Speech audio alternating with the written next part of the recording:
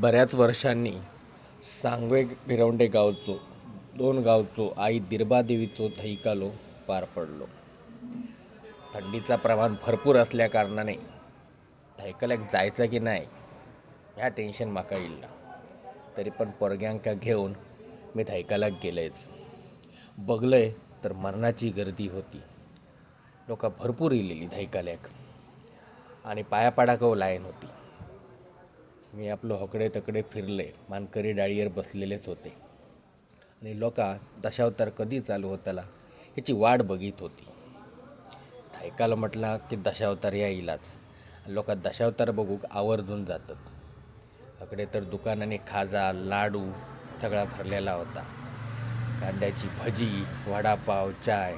थैकाला म्हटलं ना की कांदा भजी ही इलीच. लोक आवर्जून चायचो घोट आणि कांदा भजी खातात. गरम आंगडी टोपी घालून लोक आपली जमलेली होती. बारक्यांनी मात्र वेगळाच कायदा चालू होता. पोरग्यांच्याकडे वेगळीच दुनिया होती, वेगळीच दुनियादारी त्यांची. नुसती थंडी वारो नाही काय नाही, नुसती बोकळं होती, घसरगुंडी खेळत होती. मी आपलो एकासाठी उभं राहून ह्या सगळ्या बघी होते. आमच्या लहानपणी असला काय नव्हता. पण शुभारंभिया करीतो तुझला वंदन हे गणवरा, सादर करीतो कला गजमुखा रिद्धी सिद्धीच्या